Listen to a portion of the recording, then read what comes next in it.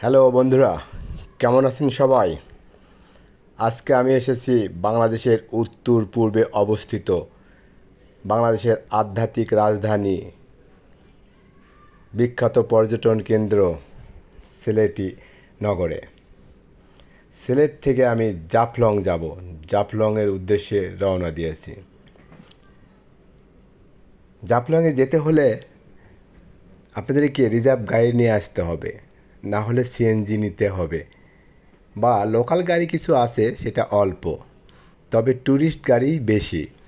CNG, বাস, private, micro, যে যা যে যা আপনি পারছে সেভাবেই রিজার্ভ নিয়ে আসছে। যেমন আমরা আসছি বাস রিজার্ভ নিয়ে, অনেকজন মিলে একটা ট্যুরিস্ট গাইডের মাধ্যমে। আপনারা এভাবে আসতে পারেন। প্রয়োজন হলে আমার কাছে জানতে পারেন আমি কোন ট্যুরিস্ট গাইডের মাধ্যমে এসেছি। তাহলে আমি আপনাদেরকে লোকেশন দিয়ে দেবো, আমার হোয়াটসঅ্যাপ নাম্বার আছে, ফোন করে জানতে পারবেন। আমরা জাফলংয়ের মোটামুটি কাছে চলে এসেছি। যাই হোক, আপনাদের কাছে আমার সবসময় একটা রিকোয়েস্ট থাকে, অবশ্যই আমার ভিডিওটাকে লাইক, কমেন্ট এবং শেয়ার দেবেন। লাইক দিলে হবে কি, আমি বেশি বেশি ভিডিও করতে উৎসাহিত হব।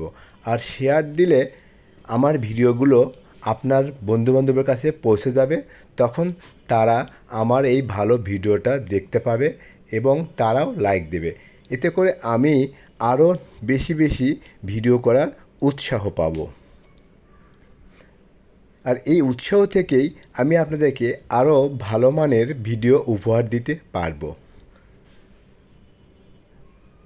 দেখেন, সাইডে প্রচুর পরিমাণে বিভিন্ন কালারের কম্বল দেখা যাচ্ছে। এগুলো ইন্ডিয়া থেকে চোরাই পথে এসেছে, পুরনো কোনো জিনিস না, নতুন।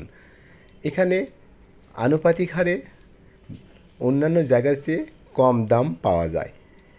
এই যে ইন্ডিয়ান, এখানে বেশ কিছু কসমেটিক, খেলনা সামগ্রী, অর্নামেন্ট এসবও রয়েছে, চকলেট এসব রয়েছে, যেগুলো ইন্ডিয়ান বর্ডার ক্রস করে বাংলাদেশে এসেছে।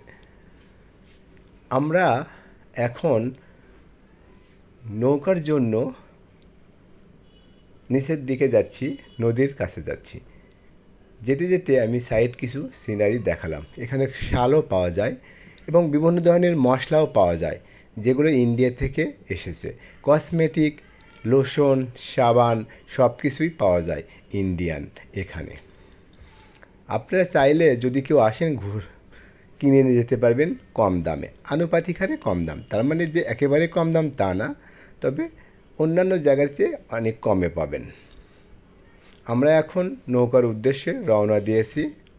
একটু পরেই নৌকায় চড়ে মায়াবী ঝর্ণা দেখার জন্য রওনা দিব। আপনারা আমাদের সাথে থাকেন, আপনারাও দেখতে পাবেন আমার এই ভিডিওর মাধ্যমে মায়াবী ঝর্ণা প্লাস নদীর সাইড সিনগুলো। ফাঁকে আমি একটু ছবি উঠিয়ে নিলাম। আমরা নৌকায় চড়ে বসেছি। একটা পিচ্চি দাঁড়িয়ে আছে। আমাদের সাথে অনেক ভাই ব্রাদার আছে। এই যে দেখতে পাচ্ছেন চশমা পরা, মাঝখানে একটা পিচ্চি বসে আছে, ভাবি। ওনারা দুজন স্বামী স্ত্রী, ওনার একটা মেয়ে। ওনারা পুরান ঢাকার, ভাবির বাসা পুরান ঢাকা আর ভাইয়ের বাসা মিরপুর। এই যে ভাই এবং ভাবির, তার সাথে একজন বাচ্চাও রয়েছে। এনাদের সাথে এখানে এসেই ট্যুরে পরিচয় হয়েছে, আগে কোনো পরিচয় ছিল না। সবাই খুব ভালো মানুষ। আমি দেখেন ছবি, রোদে পুড়ে কালো হয়ে গিয়েছে। প্রচণ্ড গরম, রোদের তাপও প্রচণ্ড। আমরা নৌকা চড়ে মায়াবী ঝর্ণার উদ্দেশ্যে যাচ্ছি। সাইড সিনগুলো যেগুলো দেখতে পাচ্ছেন সেগুলো পুরোটাই ইন্ডিয়ান পাহাড়। শুধু এই নদীটাই বাংলাদেশের, আদারওয়াইজ সব কিছুই ইন্ডিয়ান। ইন্ডিয়ান হলেও আমরা তো উপভোগ করতে পারছি, দেখতে পাচ্ছি প্রাকৃতিক দৃশ্যগুলো অপরূপ সৌন্দর্যমণ্ডিত। গাছগুলো যেন সবুজে সমারোহ। নদীর পানিও খুব স্বচ্ছ, কারণ ঝর্ণার পানি এটা। ঝর্ণা থেকে নদীতে এসেছে, স্বাভাবিক কারণেই পানিটা খুব স্বচ্ছ এবং শীতল। আমার কাছে জায়গাটা ভালো লেগেছে, তবে গরমের জন্য একটু খারাপ লেগেছে। তবে গরমটা আমি ভুলে গিয়েছিলাম প্রাকৃতিক দৃশ্যের দিকে তাকিয়ে। প্রাকৃতিক দৃশ্যগুলো যেন আমার ক্লান্তিটাকে শোষণ করে নিয়েছিল।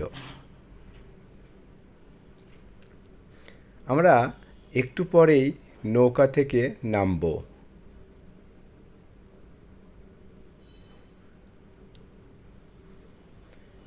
বাম পাশে যে দেখতে পাচ্ছেন, এটা অবশ্য বাংলাদেশ যাওয়ার পথে।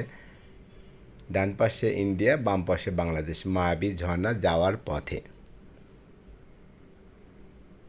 অনেকেই ছবি উঠেছে, অনেকেই সাইট সিন অবলোকন করছে, অনেকে তার বাচ্চাকে খাওয়াচ্ছে নৌকায় বসে।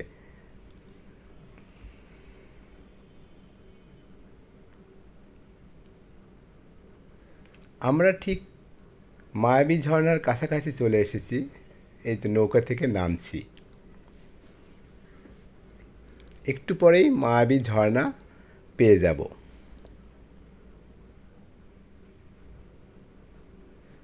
হ্যাঁ, এই তো মায়াবী ঝর্ণা। আমার মেয়ে দাঁড়িয়ে আছে। আমি ওকে বললাম তুমি গোসল করো, কিন্তু ও বলল না, ও গোসল করবে না। তবে এখানে অনেকেই কিন্তু গোসল করছে, শুধু গোসল না, লং টাইম ধরে তারা গোসল করছে।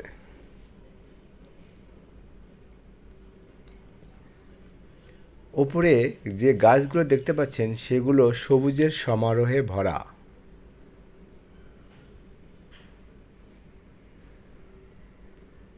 ঝর্ণার পানি অনেকটা কমে গিয়েছে, তবে এখনও যা আছে যথেষ্ট পরিমাণ।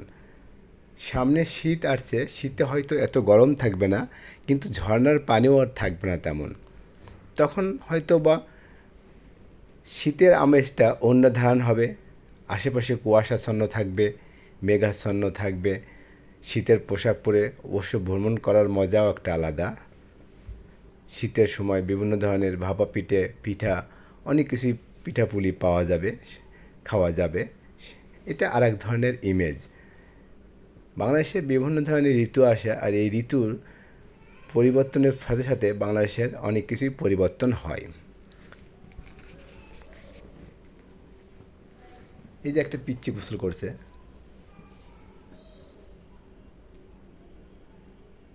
এই যে দেখেন পানি আসতেছে, খারাপ না, পানি যা আছে এখনও অনেক পানি আছে এবং খুব স্বচ্ছ পানি, শীতল পানি। আমার ইচ্ছে হয়েছিল গোসল করতে, কিন্তু ভিডিও করার কারণে আমি গোসল করতে পারলাম না। তারপরেও কোনো আমার দুঃখ নেই, কারণ আমি একটা ভালো ভিডিও উপহার দিতে পারছি আপনাদের। আপনারা আমার মাধ্যমে একটা ভালো ভিডিও দেখতে পাচ্ছেন, এটাই বা কম কি। আমি আবার রিকোয়েস্ট করব, ভিডিওটা ভালো লাগলে অবশ্যই অবশ্যই কমেন্ট, শেয়ার এবং লাইক দেবেন। ভালো না লাগলেও সেটা আমাকে কমেন্ট করে জানাবেন, তাহলে আমার ভুলগুলো আমি শুধরিয়ে নিব।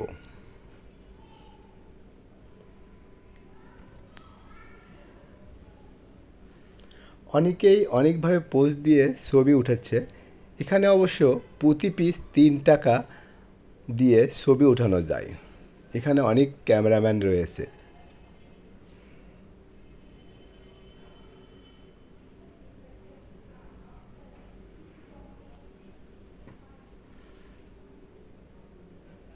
শুধু যে ছেলেরাই গোসল করছে তা না, এখানে কিন্তু অনেক মেয়ে, মহিলা, বাচ্চা সবাই গোসল করছে।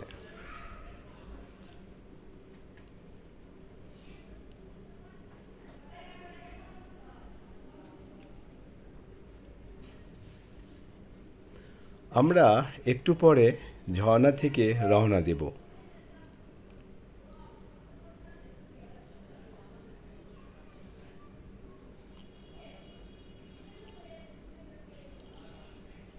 ঝর্ণার পানি দেখেন কত স্বচ্ছ, ক্লিয়ার। গোসলের সিনারি। আমরা ঝর্ণা থেকে চলে এসেছি আবার সেই আগের জায়গায়, যেখানে বাস থেকে আমরা নেমেছিলাম। একটু উপরে গেলেই বাস যেখানে আছে ওখানে যাব। ব্যাগ থেকে কাপড় টাপড় নিয়ে ফ্রেশ হয়ে হোটেলে খাওয়া দাওয়া করব। খাওয়া দাওয়ার পর বিকেলে রওনা দেব সিলেটের উদ্দেশ্যে। সিলেট শহরের উদ্দেশ্যে রওনা দেব। সিলেট শহরে গিয়ে আমরা মাজার দেখব, সাইড শহরের আশেপাশে দেখব। তারপর রাত 10টার দিকে গাড়ি ছেড়ে দেবে। এরপর আমরা ঢাকায় উদ্দেশ্যে রওনা দেব। আজ এখানেই শেষ করছি। আর একটা বিষয় বলে রাখি, এই যে যাচ্ছি আমরা, হাতের বামে দেখবেন যা আছে সব কিছুই ইন্ডিয়া, আর ডান পাশে বাংলাদেশ। এই যে বিল্ডিং দেখতে পাচ্ছেন বাম পাশে, এটা কিন্তু ইন্ডিয়া। এই যে ডান পাশে যেগুলো দোকান, এগুলো সব বাংলাদেশ।